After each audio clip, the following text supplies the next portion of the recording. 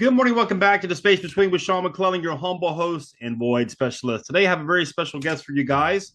Reneau Peurifoy is an international author, known therapist, and teacher. Over his 4-decade career, he has written books that have been translated into multiple languages.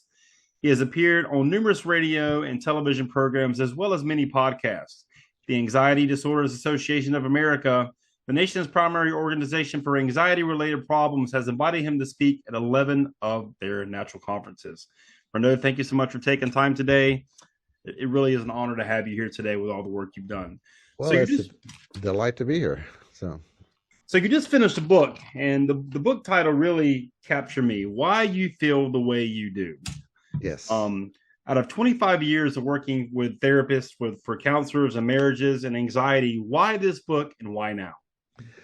Well, actually, I had retired, and then I was contacted by a former client, actually, who was a book agent, and she asked me to do another book. And so after thinking about it and just the way things are today, I just thought a book about emotions that explains what they are and how to manage them in a better way would be really useful, especially with just all the anger and anxiety and other stuff that's going on around the country. A lot of misunderstandings about emotions. And it's something that's just fascinated me since I was a little kid. So for your line of work, did something happen when you were younger that kind of put you on a path of wanting to help people and to counsel people and to your profession? What happened along your journey in life to kind of lead you on that path to become a therapist and help people? Well, as a kid, both my parents came from farming backgrounds, and so I was in 4-H. We had chickens and rabbits and cats and dogs and a parrot, and I trained the chickens to stand up on little things and all that type of stuff. And so just behavior of animals always fascinated me. And so when I got my bachelor's in biology, my major was animal behavior. And then I had a friend that was a counselor, and I really liked what he was doing. And so I moved from animal behavior to human behavior, which sometimes I joke is a step down, but but a lot of parallels, and it's just I've always liked helping people. I always liked doing things that benefits others, and so that kind of is how I got into it, and it's just been a fun ride ever since. So you talk about animal behavior. I mean, human beings are clearly animalistic. How does the mind-body connection affect our emotions? Well, quite a bit. I mean, if you look at neurobiology, we have what are called affects, and there's like 3 levels of them. The bottom level is your sensory stuff, like heat, cold, pressure. The next level up is what they call the homeostatic, the things that keep a balance in your body, like thirst and hunger. And then emotions are actually the highest level of that. And they're drivers. They cause us to do things. And certainly genetics plays a role into it, your background, the interaction between those things. And so the emotions drive you to take care of needs, take care of you to avoid threats. They cause you to be sad when you miss things that are important to you. And that's part of that bonding that's so true in all mammals. We have 2 circuits, one a caring circuit and one a separation anxiety. You see that in babies when the parent is missing. But as adults, that's what helps us to bond. And of course, that's not always true with everybody. There is a small group of the population that has, some genetic variations where these circuits don't work well. Or if you come up in a background of deprivation, sometimes these circuits will shut off. But yeah, they're part of our wiring, certainly. Our moods, the things we expose ourselves to will affect all that stuff, but it's just part of our nature. We want to connect with people, we want to explore our environment, and we want to avoid loss and we want to avoid threat. Right. So one of your things, your pillars in your book, it says how triggers form and how to quiet them. Me having a lot of addiction in my past, triggers specifically have to do with environment. How important is environment in our day to day in regards to our emotions and things that can potentially trigger us to kind of send us on a downward spiral, I guess? Well, I think to understand that, you need to kind of understand how the mind works in terms of emotions. Emotions are indexes for your memories. So as memories get formed, if there's something going on that's important to you, there's an emotional tag on it. And then those emotional tags allow those memories and those things that were going on at that time to come up into your mind. And there's a part of your brain that's always scanning the environment, looking for these things that have emotional triggers, both positive and negative. And whenever you encounter them, then you notice those things. A good example would be, like when my wife was pregnant, right? You see pregnant ladies all over the place, right? Then as your kids get older, you don't see them anymore. As your if your kids are in grade school or high school, you see kids at that same level, and it's because at that point in time, those things are important to you. And so your mind pulls them out of the environment, and you notice them. And so likewise, if you've had trauma or something that's taken place, that's negative, then your brain is going to be on alert for anything that indicates that. So if you're in a car wreck, sounds, odors, environmental things. For example, if the car wreck happened on a curve during the rain, you might be driving at night, hit a curve that kind of resembles it. The rain's going down. The brain immediately says, danger, danger. And so then you become alert. You might just experience it as anxiety. You might experience it as panic. It depends on how you're wired and how that works. The example I give in the book is of people that are in a plane where it's gets struck by lightning.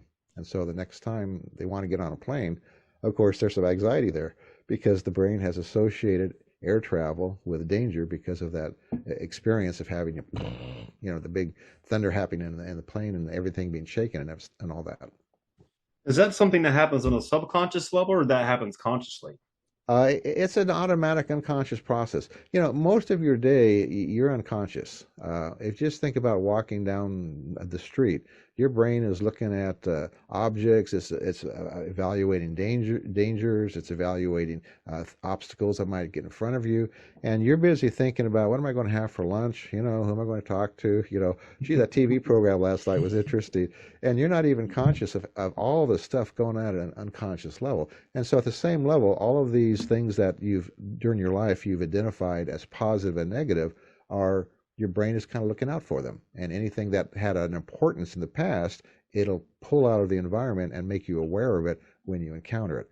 And that's that's kind of nice, because if we had to think about everything all the time, we wouldn't get much accomplished. The fact that we can do so much stuff automatically really frees us up to do all kinds of other stuff. You say it frees us up, but I've been told before, maybe you can correct me on this. We think about 60 to 70,000 thoughts a day that cross our mind, right? 60 to 7,000 faults? Thoughts that cross our minds. Thoughts. Yeah. Well, yeah. And most of that's just kind of, comes and goes, right? And again, anything that has an emotional tag on it are the ones that you become more aware of. Oh yeah, I'm thinking about all kinds of crazy stuff as I go through. In fact, my brain, the way it's wired, I think Monty Python, I would be a good writer for them, because I see all kinds of weird connections sometimes. I laugh at them and I move on. I want to ask you something in regards to our culture, in regards to dopamine. I feel like Mhm. today a lot of people are chasing a dopamine hit, and our mind is constantly being stimulated 24/7. Do you think there's a connection to that specific idea in regards to anxiety disorders and things that people are facing today with just being overstimulated and over chasing that dopamine hit? It is, and again, that's nothing new. People have been doing that for thousands of years. Just we have so much opportunity to get so much of it, more of it now.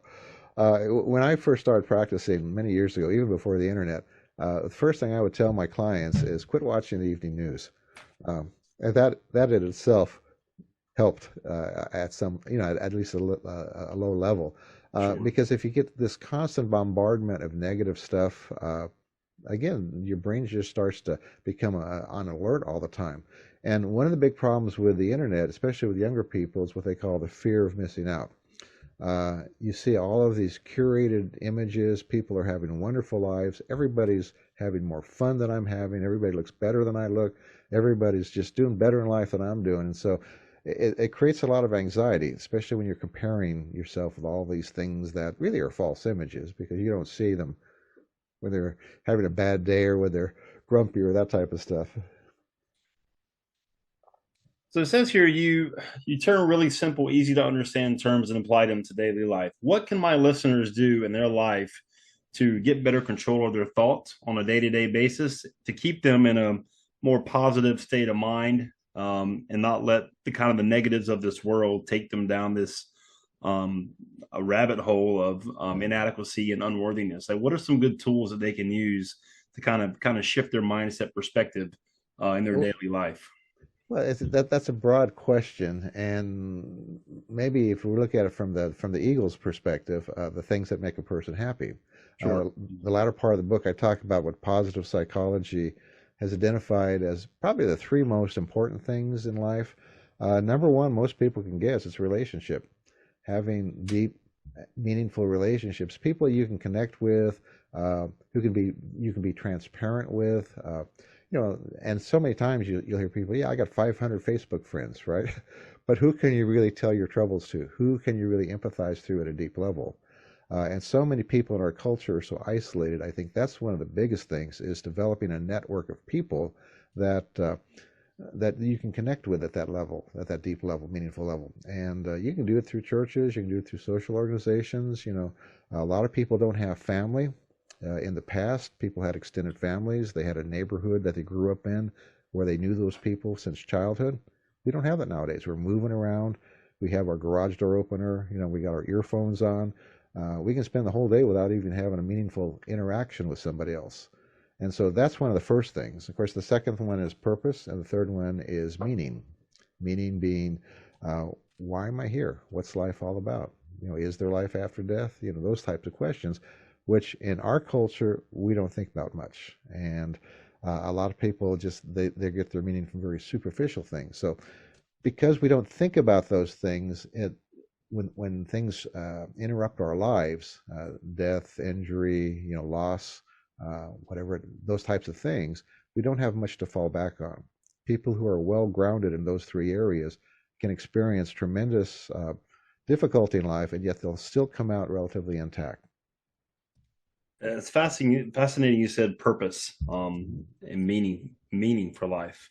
My father just passed away recently. We talked about that the other day, and if anything, it's given me a sense of urgency to really figure out what my purpose. Why am I here? I think a lot of people don't have that instinct and ask that question enough. Do you think there's a reason behind that we're not asking and seeking our purpose for being here? Well, again, there's several reasons, but one of them just has to do with the fact that we've become such a secular community. We don't think about, if you will, spiritual things. The other term for that is existential stuff. We're too busy with the latest fashions, with the latest entertainment, with the latest personalities, and following those kind of superficial things, so that we never take time to really think about it. And I think that's the other part is we don't take time. Uh, People are rushing from one activity into another, having a prayer or a meditative or a quiet time where you sit down and you kind of take a look at your day, kind of take a look at, well, where am I at with my goals? What are my life goals? What is it that I want to accomplish, and how am I doing about that? With that, am I on track? Am I not on track? If I'm not, how can I get on track? Is there somebody I need to talk to? Is there something I need to do? Most people don't think deeply about those things because they're too busy with this overload of media in their life. So turning things off becomes really important. You think that's by design? You think there's a reason No, behind the we've way we're getting information that's kind of thrown at us at warp speed every single day? well, information, they want you to buy stuff, right?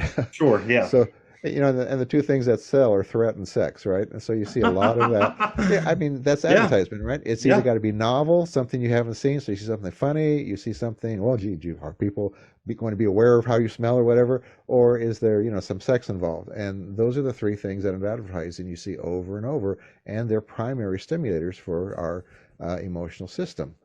And again, it's the overload. So it's not, I think, by some evil overall design. I think we've kind of stumbled into this, and the fact that uh, people want to be heard, and so they figure ways to monetize it.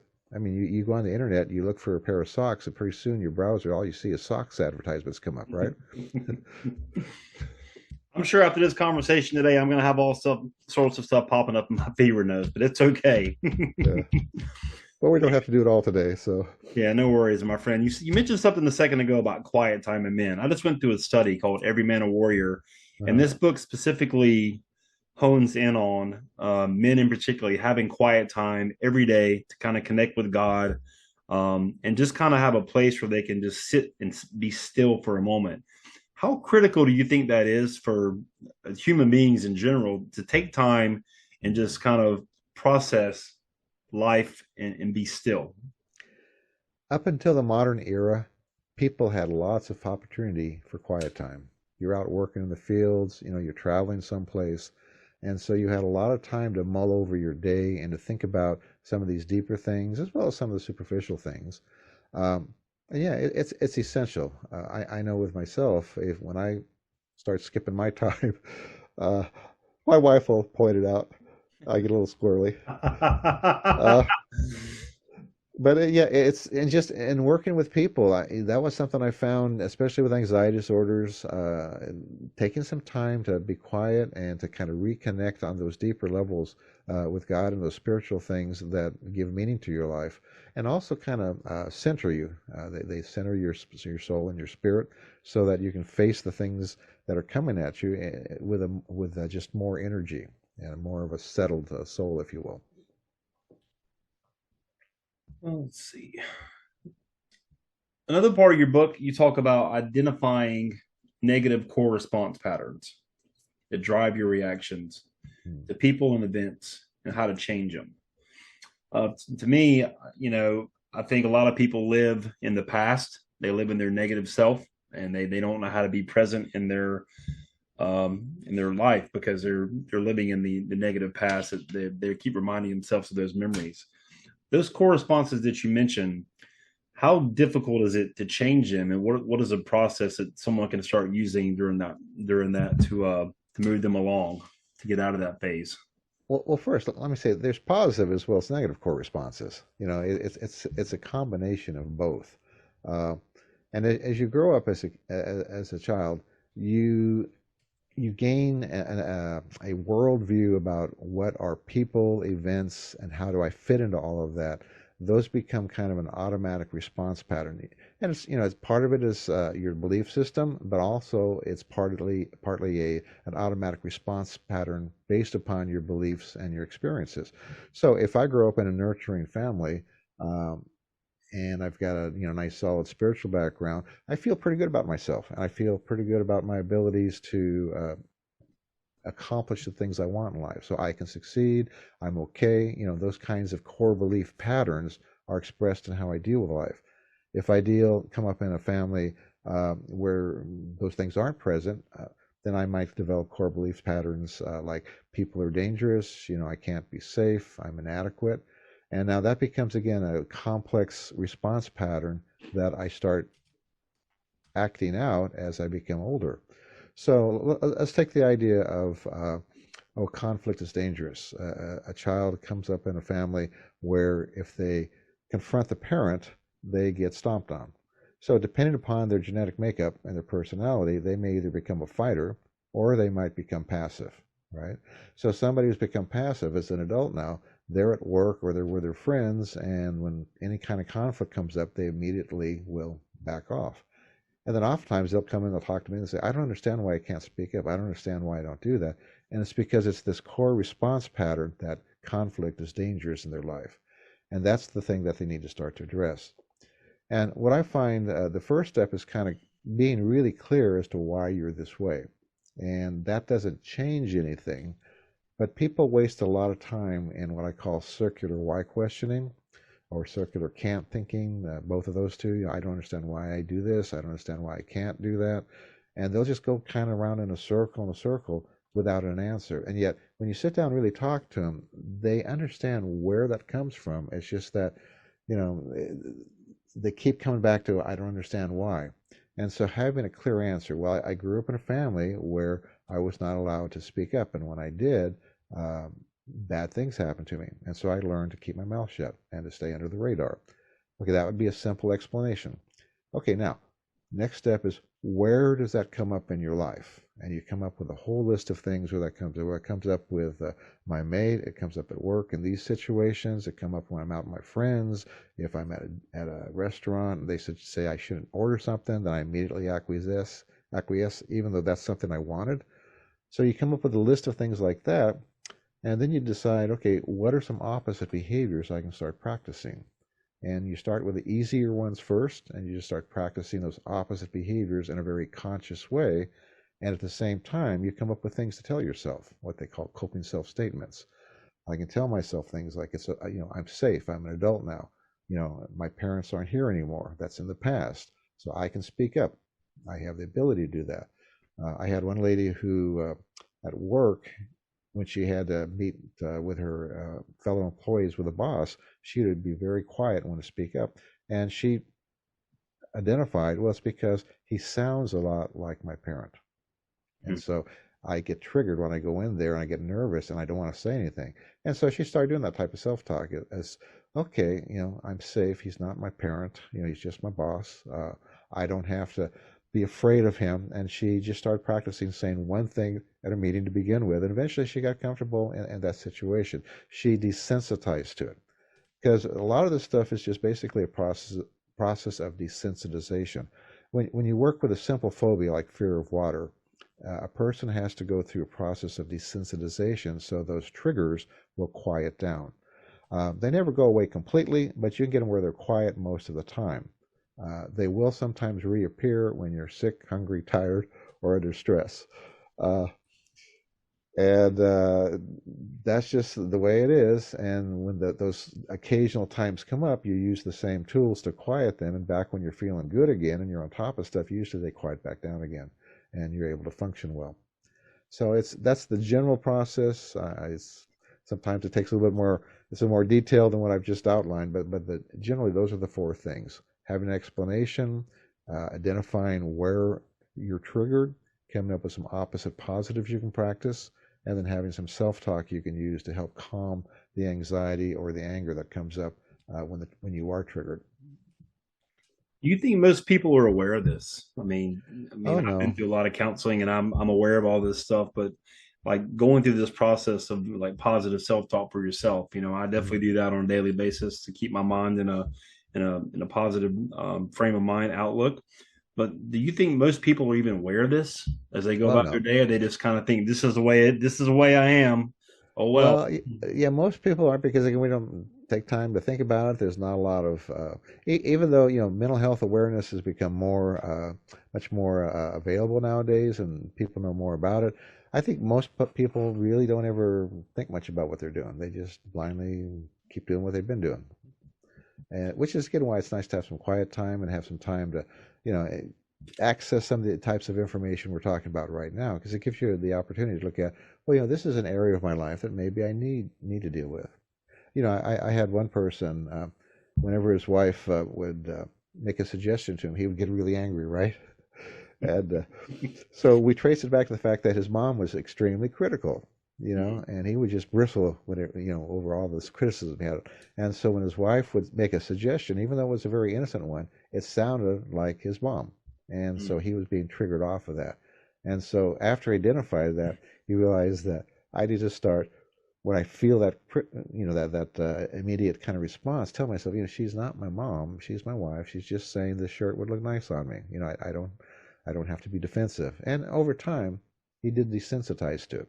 And again, that process of desensitization is what's so important because so much of our information is insight oriented. Once you understand what's going on, everything's going to be fine. And that's just not the way the brain works.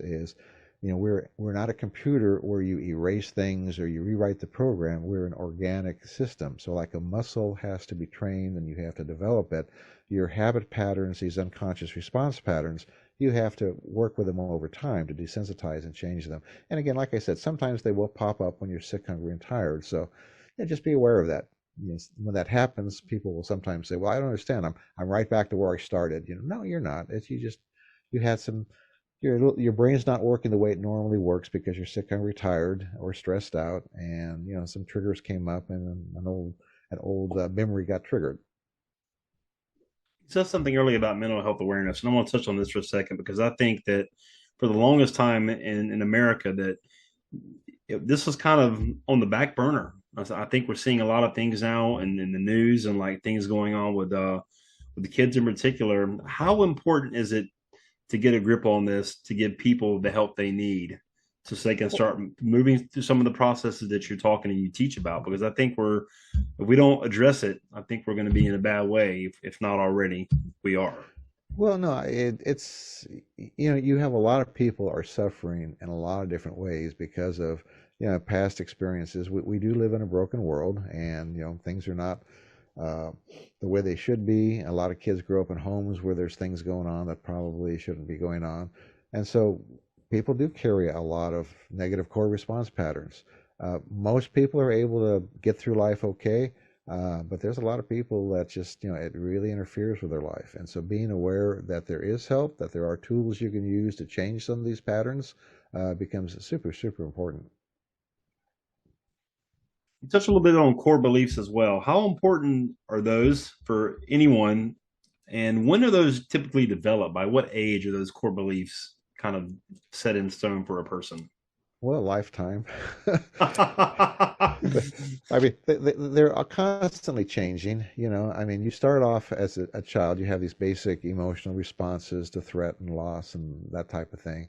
And then those responses are kind of tweaked as your mind starts to develop uh, a model of reality. Again, what are people about? Who's safe, who's not safe, what can I do, what can I not do? And that now starts to modify that whole subconscious belief system. But again, it can be changed as an adult. In fact, if you're on a growth mode, you should be different by the time you're 70 than you were when you were 20. And these core beliefs will have changed as you've experienced things, as you've worked with things, as you've understood people. When you look, for example, people when they first get married, oftentimes their behavior is somewhat infantile towards each other, and that's because they learned about relationships and intimacy when they were young. Their behavior at work is more adult because they learned about work when they were older. Now, over time, of course, that's all going to change, and hopefully you have a more uniform response at work and at home and with your friends and that sort of stuff. Uh, so core response patterns are constantly changing. They get laid down early in life, but you don't have to be stuck with them. Some people are; they never change. They have the same core beliefs at 70 as they had when they were 12, and that's sad because that often means that they're missing out on life, sometimes doing a lot of damage to the people around them. I love it. I love it. I love it. Yeah. So it says here your first book, Anxiety, Phobias, and Panic, Taking Charge and Conquering Fear. Hmm. I got a question about faith and fear. Those two things we can't see. Why do most people buy into the fear aspect of that and not the faith aspect? I'm not completely sure what you mean by that. Uh, by faith aspect of fear, you mean that the idea that perfect love casts out fear? That idea? Well, faith and fear are both two things we can't physically see as human beings, right? Right. We can either think we can either be afraid or we can either act in faith. Well, but fear does have concrete stuff. I mean, when you become frightened, there are specific, again, fear and anger are both about threat. When I feel threatened, I become angry or I become afraid. And again, when I talk about anger, I'm talking about everything from irritation to rage, fear, everything from just apprehension to panic. Your brain looks at the threat and decides how well can I manage it. If I can manage it, then I'll become angry and I'll do something to get rid of it. If it's going to be unmanageable, like a grizzly bear, then I'm going to become afraid and want to get away from it. Now, threats, again, can have a very concrete aspect or they can be abstract. So, threat can be, somebody who might be threatening my life. Threat can also be loss of status, loss of affection, loss of things that are precious to me, loss of my job, which gives me meaning. So those are fairly concrete things. Now they also do move into the idea of faith because faith also has a role in what threats really are, what are true threats and what are not threats. So I think those two do interact that way. No, I have enjoyed every bit of this session today with you. What is the best way my listeners can get in touch with you to purchase your books or just find out more about what you do right now? My website's probably the easiest way, and it's whyemotions.com. And from there, you can get into links to my YouTube videos and the books, and I've got some free downloads there. So anything you want to know about me, whyemotions.com, and that has links to where you can buy the book and all those sort of things. And I might mention the book's also in audio, so you can have it both in print or audio version. One last question, Reneau. What does success look like for you? Oh, success for me has a lot to do with when I meet my Lord. He's going to say, "Well done." Well done, good and faithful servant. I love it. I love it. Reneau, thank you so much for taking time to speak with me today. And we will see you next time on The Space Between. And just like that, another void has been filled in the space between. Hey, listen, you're obviously a podcast listener. You're listening to this podcast, which I appreciate you. Have you ever thought about launching your own? Are you somebody who feels like I've got a message, but I'm not quite clear what it is or who would ever want to hear it? Let's do this. Let's have a conversation. I'll kind of take you behind the scenes of the Space Between podcast, show you how I do it, and worst case scenario, you'll have 3 really simple steps that you can use right now to understand what your message is and how to get it out there. Go to linkwithsean.com, SEAN, linkwithsean.com, book a call, pick a time that works for you, and let's have a conversation about you and your message, all right? We'll see you on the call.